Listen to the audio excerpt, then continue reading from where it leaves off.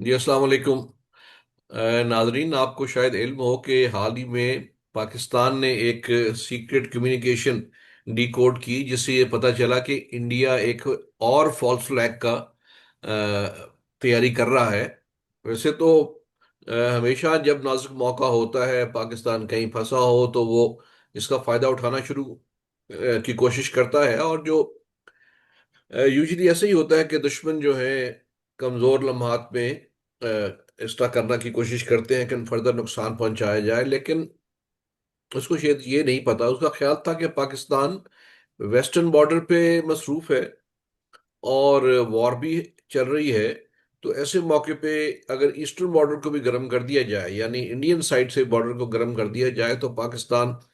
के लिए मुश्किलात पैदा हो जाएंगी। तो जो कम्युनिकेशन डिकोड की गई है उसमें ये मालूम होता है कि जो पाकिस्तानी कैदी इंडिया में कैद हैं। लेकिन कैदी ये जो है इंडियन और पाकिस्तानी, ये दोनों तरफ बॉर्डर क्रॉसर्स या कोई और इस तरह लोगों को पकड़ लेते हैं, तो कैद में रहते हैं, बाद में एक्सचेंज हो जाता है, स्वैप हो जाता है। तो उनको इस्तेमाल करते हुए ये शो किया जाए कि शायद पाकिस्तान जो है कोई हमला जो अटैक करने की कोशिश कर रहा था या टेररिस्ट को दाखिल करने की कोशिश कर रहा था, हमने पकड़ लिए, मार दिए, दौड़ गए, और उसके बाद फिर फर्दर एस्केलेट कर दे। लेकिन पाकिस्तान ने पहले ही इसको एंटिसिपेट कर लिया, और इंफॉर्मेशन जो पास ऑन कर रहे थे वो इनको मिल गई, और पाकिस्तान फुली प्रिपेयर्ड है। देखें, रेडीनेस तो हमारी ऑलरेडी मौजूद थी, लेकिन जाहिर है कि ये एक ऐसी बात है जो कि गौर तलब है, और इस पे फिक्र की बात है, ताकि देखना चाहिए कि दुश्मन के जब अजाइम जाहिर हो जाएं। जैसे कि आपने देखा कि राजनाथ जो इंडियन डिफेंस मिनिस्टर है, उसने भी होस्टाइल बयान दिए हैं। तो ये फर्दर करैबोरेट करता है इस बात को। तो इस चीज के बारे में जानने के लिए फर्दर कि ये सब क्या हुआ और कैसे पाकिस्तान उसको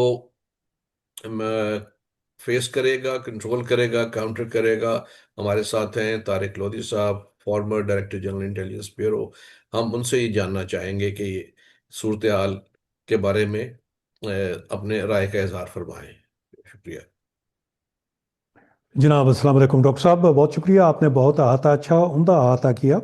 इंडिया का जो बुनियादी तरीका, जो पिछले 15-20 साल से जो उसका तरीका है वारदात रहा है, वो यही रहा है कि वो सबसे पहले फॉल्स फ्लैग ऑपरेशन प्लान करता है और उसके बाद वहाँ से उसको प्लॉजिबिलिटी दे बना के अगली कार्रवाई डालता है, और ये सारी चीज़ें प्लान करके पीछे की तरफ लेके जाता है ताकि उसके मुताबिक वो प्रोग्राम्स कर सके। इसके तमाम जितने पिछले बड़े वाक़यात हैं, अगर आप उनको गहराई में देखें और अगर आप उनको पोस्टेरिटी में एग्जामिन करें, तो आपको ये बड़ा वाज़े आंसर नज़र आता है कि ये सारे फॉल्स फ्लैग ऑपरेशंस किए गए हैं। जहाँ तक रहा ताल्लुक प्रिजनर्स को और उनको यूज़ करने का, तो ये कोई नई तरीकाकार नहीं है। अगर आपको याद हो तो जिस वक्त ये 9/11 के बाद हमला हुआ था, जब ईसैफ ने कंट्रोल किया था अफगानिस्तान को, तो उस वक्त भी हिंदुस्तान ने कई जहाज़ तैयारे भर के पाकिस्तानी प्रिजनर्स को वहाँ के जेलों से पकड़ के तो ये ले गए थे, जिनको बाद में ये इस्तेमाल करते रहे हैं। इसी तरह अभी जिस वक्त ये तालिबान की आमद से पहले 2000 गालिबन 23 में, जब ये तालिबान का कब्जा करने के लिए आगे बढ़ रहे थे, तो उस दौरान भी इन्होंने बहुत सारे कैदियों को वहाँ से अफगानिस्तान से स्मगल आउट किया था। इसके अलावा अगर आप ये देखें तो कश्मीर की तारीख के अंदर भी इन्होंने बहुत सारे लोगों को, पाकिस्तानियों को इसी तरह कैद करके इस्तेमाल किया, और कई एक बड़े बड़े बड़े नुमाया जो फॉल्स फ्लैग ऑपरेशन किए गए, जिनमें गालिबन एक असेंबली के ऊपर अटैक था, उसके अंदर भी इन्होंने कैदियों को वहाँ पे लाके कत्ल किया और उनको ये शो किया कि वो वहाँ पे हलाक किए गए हैं।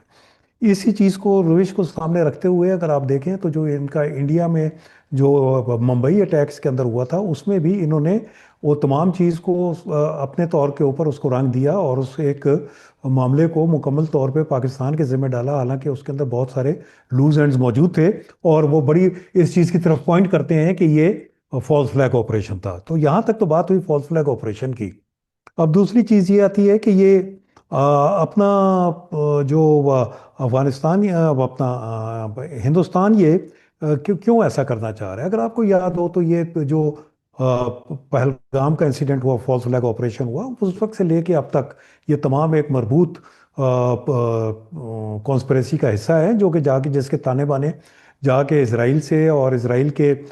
मिडल ईस्ट वाले कार्रवाई से जाके मिलते हैं। अभी इस वक्त इंडो इसराइली कोऑपरेशन जो है, कोलैबोरेशन जो है, और जो ये जंग इस वक्त जारी है खित्ते में, उसके हवाले से भी ये बड़ा इंपॉर्टेंट जुज बनता है, जिसमें हिंदुस्तान की अवलीन कोशिश यही है कि किसी ना किसी तरह अब वो इसमें मुदाखलत करे और इसराइल की मदद करे। तो यहाँ तक तो मैं आपसे ये इसमें तो अर्ज कोई करूंगा, उसके बाद अब जी। शक नहीं है कि वो इस सारे जो ईरान अमेरिका इसराइल वॉर है उसमें इंडिया बिल्कुल वाजे तौर पे इसराइल के साथ खड़ा है, और उसमें पाकिस्तान वाजे तौर पे ईरान के साथ और मुसलमान ममालिक के साथ खड़ा है। अमेरिका के साथ सिर्फ वो सुलह जोई चाहता है कि इलाके में, खत्ते में फर्दर इस तरह की वायलेंस ना हो। तो इसका तो वो फायदा उठाने की कोशिश कर रहा है बड़ी देर से इंडिया, थ्रू इसराइल आल्सो, और in collaboration, in connivance with Israel also, खास तौर पे कश्मीर में। और जो पिछले साल हमारी जंग हुई, पाक इंडिया जंग हुई, जो brief but intense war in May, जिसमें पाकिस्तान ने उनके इंडिया के महंगे जहाज मार गिराए, उसमें भी आप देखिए कि इजरायली स्ट्रेटजी और इसराइली इक्विपमेंट यूज हुआ। तो ये फॉल्स फ्लैग भी कोलैबोरेशन हो सकती है इसराइल और इंडिया की, दोनों बैठ के एक शैतानी प्रोग्राम बनाया हो। डॉक्टर साहब, मैंने मेरी जहाँ तक मेरी तहकीक का अपना रिसर्च का या तहकीक का इन्हिसार है, तो मैं ये समझता हूँ कि जो फॉल्स फ्लैग ऑपरेशन हुआ था पहलगाम का, उसमें भी इसराइल की बड़ी सख्त शमूलियत थी। इसके अंदर गुड कॉप बैड कॉप्स की तरह का काम किया जा सकता है, जहाँ पे अपने तौर के ऊपर हिंदुस्तान तो मुबर्रा रहता है, मगर उसको तमाम वसाइल इसराइल को फराम करके उसके थ्रू अगर ये कार्रवाई करा दी जाए, तो जाहिर है पाकिस्तान ने तो की नहीं, तो जितना मर्जी इल्ज़ाम लगाए पाकिस्तान उसकी सफाई नहीं दे सकता या उसकी वजाहत नहीं कर सकता। और चूंकि उनके करने वाले उनके पास अपने पास महफूज हैं और उनके साथ आम नवा और हम प्याला हैं, तो वो उस चीज़ को भी एक्सपोज नहीं किया जा सकता। तो मैं समझता हूँ कि इनकी इसके अंदर कोलैबोरेशन बहुत हैं, और इसके अलावा आप ईरान के खिलाफ भी जो हिजबुल्लाह के खिलाफ भी कई ऑपरेशन वहाँ पे हुए हैं, जिसमें उसी को मुख्तलिफ रेप्लिकेट कर रहे हैं ना यहाँ पे। जी हाँ, जिसमें उन्होंने हिंदुस्तान के ने भी उसके अंदर रोल प्ले किया, जिसमें उसने तकवीत दी इसराइल को। तो कोई वजह नहीं कि वो इसराइल इनको इनके ऑपरेशन में तकवीत ना दे, तो अब हमारा खसूसी तौर पे जब दोनों के हदफ एक ही है। तो अब हमारी प्रिपेयर्डनेस क्या है, और हम इसको कैसे काउंटर करें इससे जी, पहले कि हमारे ये हो। लिए हमारे जी, और डॉक्टर साहब जहाँ तक हमारा ताल्लुक है, हमारे पहली चीज़ तो ये है कि हमें बड़ा ये वाज़े समझ लेना चाहिए कि ये एक, हम इस जंग के अंदर शामिल हैं, हमें खुद फरेबी में नहीं रहना चाहिए कि ये किसी और की जंग है। ये हम इस जंग में फंसे हुए हैं, चाहे हमारी पसंद है या नहीं है, और इसके अंदर इसराइल और हिंदुस्तान का गठजोड़ जो है वो इंतहाई मरबूत और इंतहाई खौफनाक है। तो लोधी साहब, मैं ये पूछना चाहूंगा कि हमारी पाकिस्तान की इसके चूंकि एक शरारत तो ये इंडिया बार बार ये पहले कर चुका है, अब हमें तजुर्बा हो गया है और हमने उसका रिस्पांस भी बड़ा बेफिटिंग देना शुरू कर दिया। इसके लिए जो ये खसूसी तौर पे अब जो इन्होंने फॉल्स फ्लैग प्लान किया है, या और इससे मिलता जुलता कोई प्लान कर रहे हो, तो हमारी रिस्पांस क्या होना चाहिए, हमारी प्रिपेयर्डनेस का आलम क्या है, उस पर जरा अपनी जो मालूमात है वो नाजरीन से शेयर कीजिएगा। डॉक्टर साहब, इसके अंदर जो पहली चीज़ तो ये है कि मोटिव्स जो हैं इंडिया के, हमें उनके बारे में, इंडो इसराइली मोटिव्स के बारे में बड़ा क्लियर होना चाहिए। उनके मोटिव्स ये हैं कि इस मौके से फ़ायदा उठाया जाए और पाकिस्तान को ज़िक पहुंचाई जाए,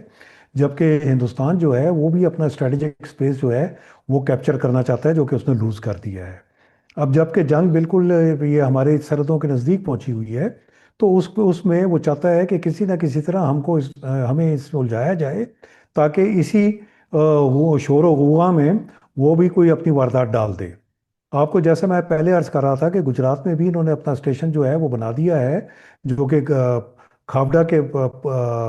सोलर एनर्जी पार्क के नाम से उन्होंने जारी किया है, पाकिस्तान के चंद सौ मीटर के फासले पे, जो कि यूजुअली इंटरनेशनल तरीक़ाकार में नहीं किया जाता। जी बहरहाल उन्होंने वो चीज़ ये करके इस्टेब्लिश की है, और उनके राजनाथ साहब का, जैसे आपने पॉइंट आउट किया, बार बार धमकी अमेज रवैया जो है वो इस बात की गवाही करता है कि उनके प्लान्स जो हैं वो अब अपनी एक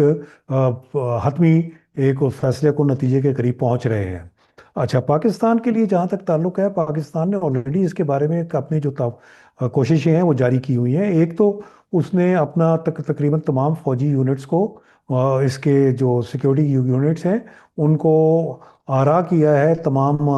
काउंटर ड्रोन मेजर्स के साथ। मैं ये भी समझता हूँ कि आपके ड्रोन टेक्नोलॉजी जो हैं वो काफ़ी आगे से पहले की निस्बत पिछले एक साल में मज़ीद बेहतर हुई हैं। तीसरी चीज़ ये है कि इसके अंदर हिंदुस्तान की पूरी कोशिश ये होगी कि वो अपने प्रॉक्सीज को भी यूज़ करे, फिफ्थ जनरेशन वॉरफेयर को भी इस्तेमाल करे, और उसके अलावा काइनेटिक्स को भी जहाँ पे हो सकता है उनको तरजीह दे। अब इसको हमने जोड़ के देखना है, इस सूरत हाल को जो आपकी सरहदों पे है, इसराइल और ईरान की जंग के हवाले से उनके। अब वो जो ट्रंप साहब ने एक अल्टीमेटम दिया था वो 2 48 घंटे में अख्ताम को पहुंच रहा है, और इम्कानात ये हैं कि इसराइल की पूरी कोशिश है कि किसी ना किसी तरह खित्ते को एक ज़मीनी जंग में धकेला जाए।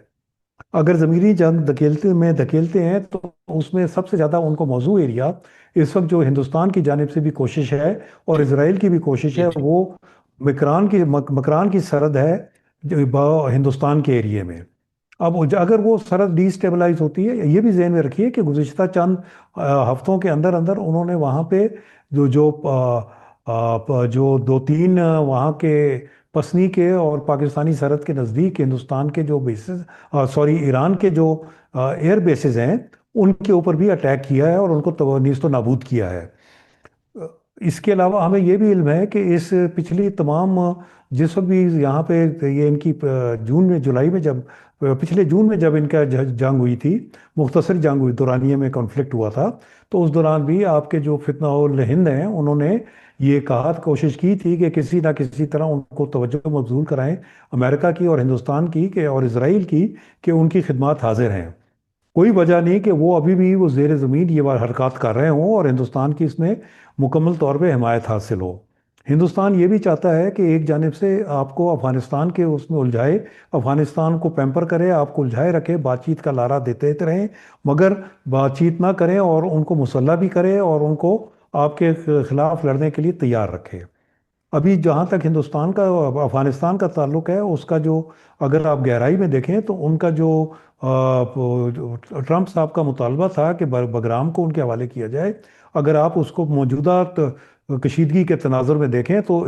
वो एक बड़ा अहम बेस बनता है जो कि उसके अकब में, ईरान के अकब में वाक़ है। तो इन तमाम चीज़ों को मद्देनज़र रख के तो हमें ये यकीन है कि हिंदुस्तान की पूरी कोशिश होगी फॉल्स फ्लैग ऑपरेशन के ज़रिए वो कोई ऐसी खुफिया कार्रवाई के लिए रास्ते खोले जिसमें उसकी तमाम ये उसके अनासर जो हैं वो बरूए कार लाए जा सकें, आपके ऊपर ज़मीनी हमले कराएं। आपने ये नोट किया होगा कि पिछले चंद दिनों से जैसे जैसे इसकी ये ज़मीनी हमले का वक्त करीब आ रहा है, इनके हमलों में इजाफा हो रहा है जो कि फितना अल ख्वारिज और फितना अल हिंद के हैं, और ये कोऑर्डिनेटेड हैं और इनको पूरी मुकम्मल सपोर्ट मिल रही है प्रोपेगेंडे की या फिफ्थ जनरेशन वॉरफेयर की। ज़रूरी है कि हम तमाम कौम मुत्तहद हो, हुकूमत इसके बारे में इमरजेंसी, जिस तरह इमरजेंसी हिदायत हैं उनको जारी करने की कोशिश करे, और इस वक्त बहुत ज़रूरत है कि तमाम फोर्सेस को यकजा करके इसके खिलाफ एक काबिल अमल और एक्टिविटी शुरू की जाए, और ऑलरेडी कर रहे हैं मगर इसको मज़ीद फ़ाल और मजबूत किया जाए। जनाब। ठीक है जी, बहुत शुक्रिया। आपने इसका अहाता किया और इसका मतलब है कि फॉल्स ट्रैक के लिए इस जो पर्टिकुलर हमारे जहन में है उसके अलावा और बड़े एवेन्यू हो सकते हैं, और पाकिस्तान उसके लिए तमाम मुमकिन जो हमले हो सकते हैं उनके लिए तैयार है। बहुत शुक्रिया जी जी। बिल्कुल दुरुस्त, हम हालत जंग में हैं, इस चीज़ को हमें कतई खुद फरेबी में नहीं रहना चाहिए, और हमें तमाम वो जो जंगी हालात में आपको बुरुए कार लाने पड़ते हैं अवामिल, उनको बुरुए कार लाएं, देर ना करें। जनाब। Thank you.